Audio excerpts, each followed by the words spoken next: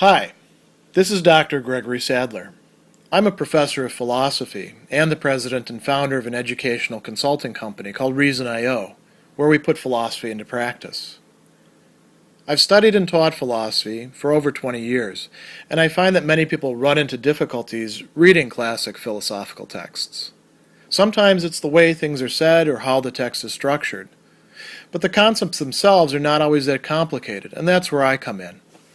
To help students and lifelong learners, I've been producing longer lecture videos and posting them to YouTube. Many viewers say they find them useful. What you're currently watching is part of a new series of shorter videos, each of them focused on one core concept from an important philosophical text. I hope you find it useful as well.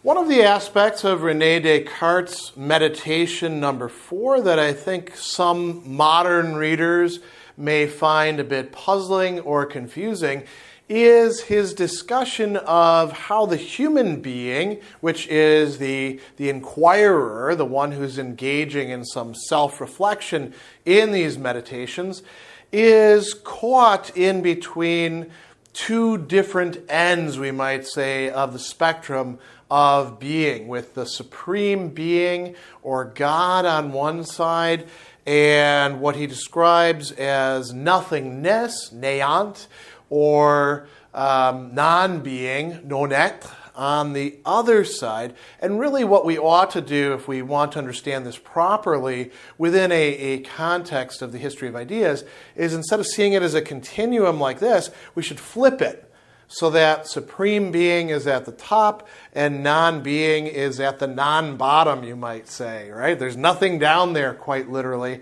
And then everything else is gradations in between. And the human being is set in between those in some respect. So Descartes begins this meditation by, he's interested in how do I go wrong? How do I make errors? How do I make mistakes is another way we can translate erreur, right? So he says that I find within myself a certain capacity or power of judging, which I doubtless received from God. And then he talks about how God would not set him up to be deceived. So how is he deceived then? Well, this whole business of thinking about where human being fits in is part of that picture of answering this question, well, how do I actually go wrong? So he's going to talk about two ideas that he has, that he's had the entire time, and now he's managed to bring to light over the course of his meditations, and which he's now going to look at more closely in order to understand where he fits in. So he talks about having a real and positive, you could translate real as actual if you want, a real and positive idea of God. In Meditation 3, he talked about this in terms of actually providing a proof for God's existence. This idea is something like a mark that the workman places upon his product, and the product here is the human mind. So we have an idea of God, according to Descartes, that is within our mind. So what is this real and positive idea of God?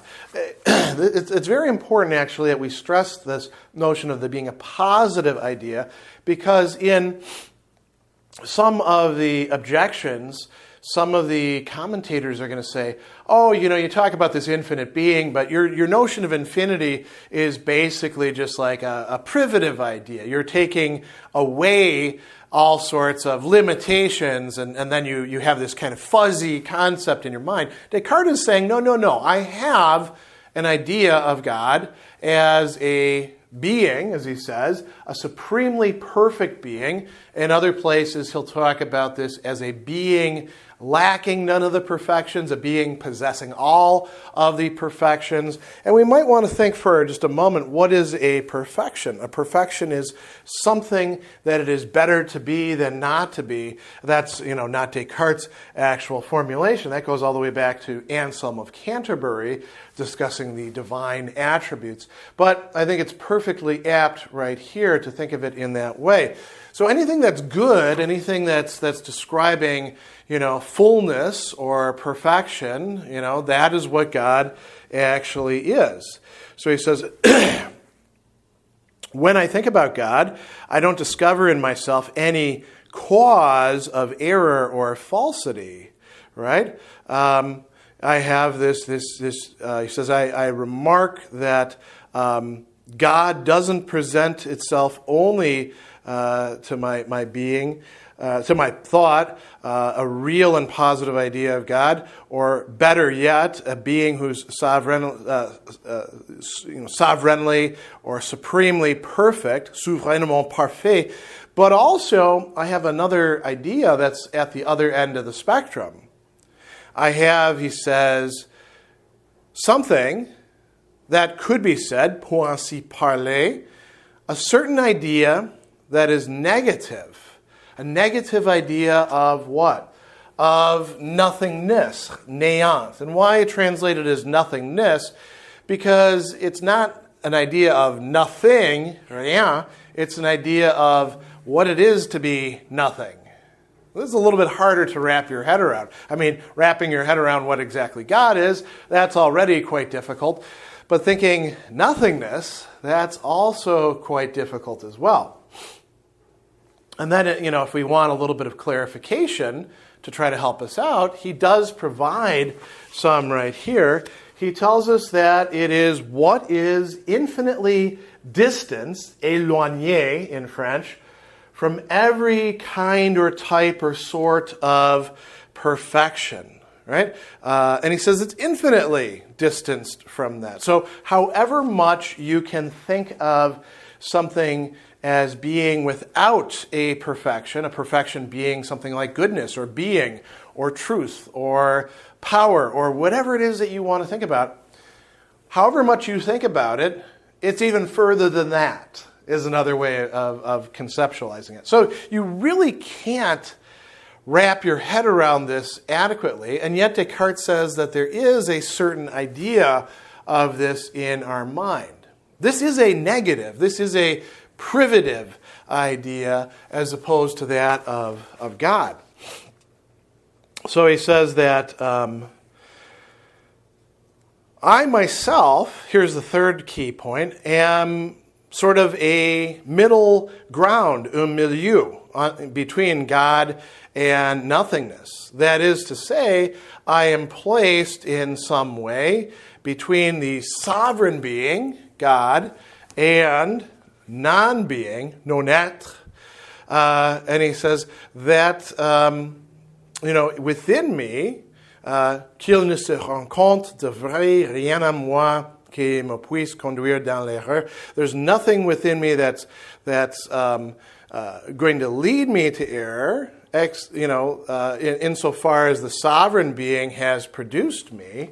So God didn't make me ready to go astray or liable to go astray. But because I'm positioned between supreme being, infinite perfection, infinite sum of perfections, and non-being, it's possible for me to go astray, for me to err, for me to fall into mistakes. So he says, if I consider myself as participating, and now notice he has to hedge a little bit here, in some manner, en quelque façon, right? In nothingness or in non-being. That is to say, insofar as I am not myself the sovereign being, he says, I find within myself an infinity of, and here is an interesting word, an infinity of lacks, an infinity of deficits, manquement. In French, manquer means to be missing. And so there's things that ought to be there that aren't there, and those derive from this nothingness. I participate somehow. He doesn't clarify what participating in nothingness actually means, but it's perhaps a metaphorical term. He participates in nothingness every time that he's making some sort of mistake, because there is this infinity of lacks within himself. And we can say that's within human being insofar as Descartes himself is saying that, listen, you can stand in as the human being in these meditations, right? But he's really just thinking about this is a reflexive process of considering his own being. So if you think that you perhaps are the sovereign being, or that you don't have any of these lacks, well, maybe this isn't for you. But for the rest of us who can recognize that we are not the supreme being, and that maybe there are some lacks within ourselves, this is something to think about. Now, a little bit later in this meditation, he's going to say that error is not pure negation in us. So he says it's not simply the defect or the lack of some sort of perfection which is not applicable to me, is not expected of me. He uses the term due, something that I should have, right? But he says rather it's a privation of some knowledge, some connaissance, that it seems that I ought to possess. And so where error is arising is when we're participating in some way in nothingness or non-being by lacking within ourselves a knowledge that ought to belong to us. And we can consider then how it is that we fall into this lack of knowledge. And that's what we're looking at in the rest of this meditation. But it's important to understand this very metaphysical grounding for error. We are placed, according to Descartes, in between whatever the supreme being is, of which we have some idea, and whatever non-being or nothingness is. We are that thing in between as human beings.